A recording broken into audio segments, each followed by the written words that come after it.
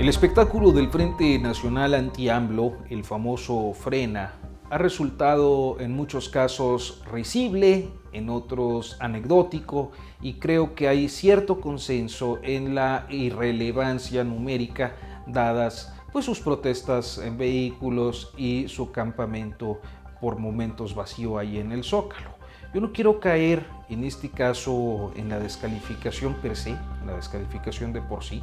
ni en las consideraciones que creo ya abundan, especialmente entre quienes, ven clasismo entre sus participantes, ven las condiciones de clase de algunos de sus miembros, ven los equívocos conceptuales y aún por aquellos que tienen simpatía con el presidente Andrés Manuel López Obrador, pues todos abundan en las redes sociales las descalificaciones y yo creo que ya a estas alturas eso es innecesario.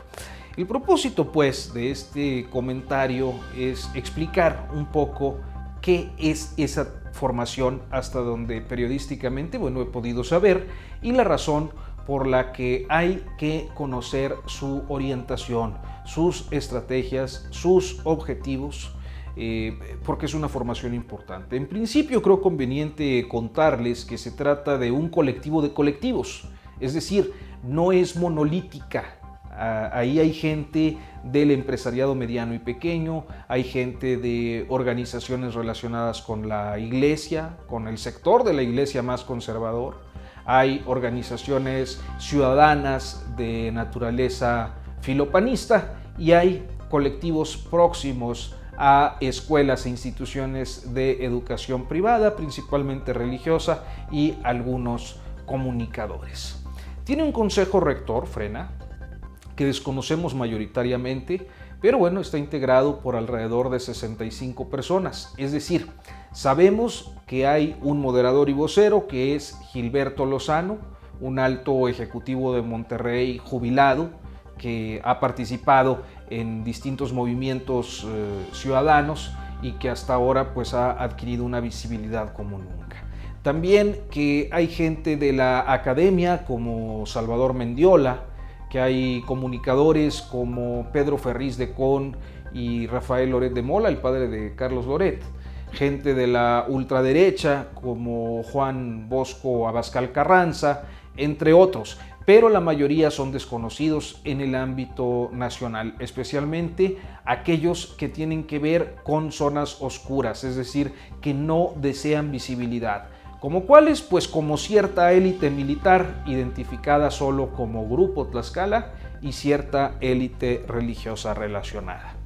A través de sus liderazgos estatales, muchos de estos surgidos del ambiente de la Coparmex y de la Cámara de Comercio y de organizaciones civiles igual de próximas al empresariado, Frena ha construido un mecanismo de pirámides multinivel. Esto es una estructura similar a la empleada por empresas de mercadeo como Mary Kay, como Avon, como Andrea, como otras, pero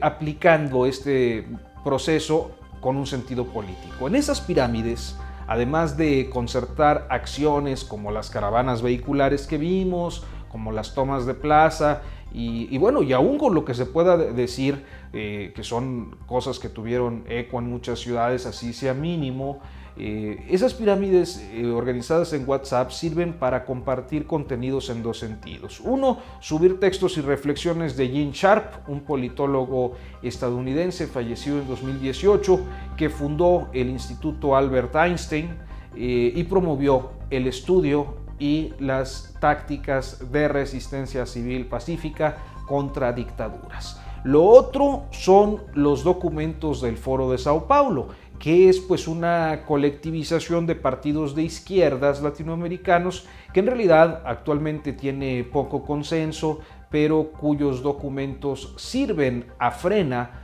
para equiparar al gobierno de Andrés Manuel López Obrador con el de Hugo Chávez, con el de Nicolás Maduro, con el de Evo Morales, con el de Daniel Ortega, con el de Cristina Fernández de Kirchner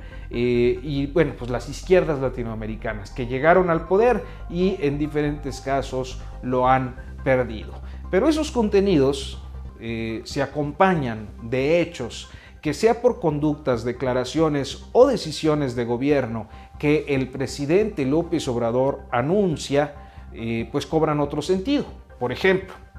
cada quien tendrá su opinión sobre el caso de Culiacán en octubre, cuando se liberó a Ovidio Guzmán, el hijo del Chapo, pero más allá de la opinión que usted y yo podamos tener, hay análisis jurídicos que ellos han mandado a hacer en Frena y que consideran que hubo una omisión imputable al presidente, que explícitamente aceptó responsabilidad en el retiro de las tropas. Usted o yo podemos tener una opinión, pero ellos tienen la suya en esa y en otras muchas cosas que se comparten, se estudian a la luz de otros contenidos, y para enfrentarlas,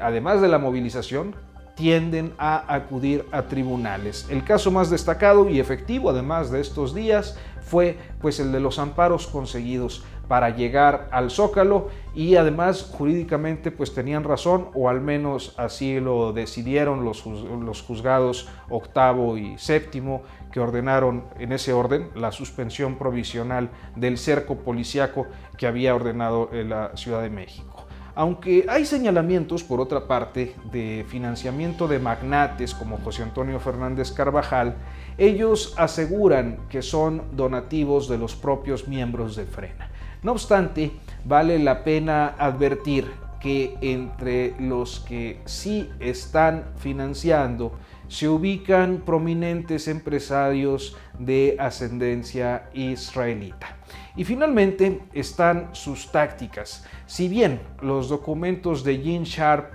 les dan la orientación, sus acciones son muy bien calculadas. Por ejemplo,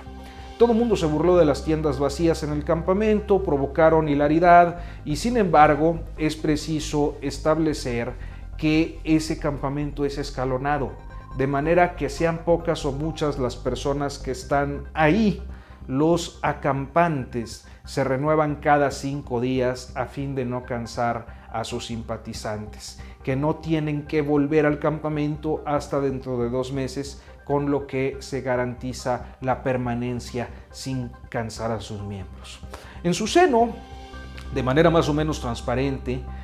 pues son obvias las expresiones más conservadoras de la sociedad mexicana. Ya lo decíamos, es un sector del empresariado, es un sector de la iglesia, es un sector del ejército, que pues por su influencia y poder han sido factores de conflicto históricamente. Y están ahí los católicos más conservadores, relacionados con movimientos próximos, lo mismo al alto clero que al empresariado. Convergen los colectivos de clase acomodada con organizaciones ciudadanas que reciclan encendidos los vocablos de la amenaza comunista y de la dictadura que se impone. Entonces, creo que ante todo esto es preciso establecer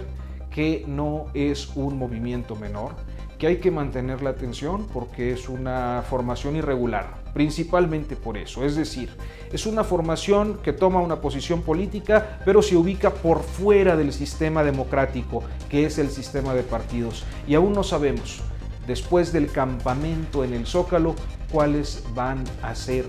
sus siguientes pasos.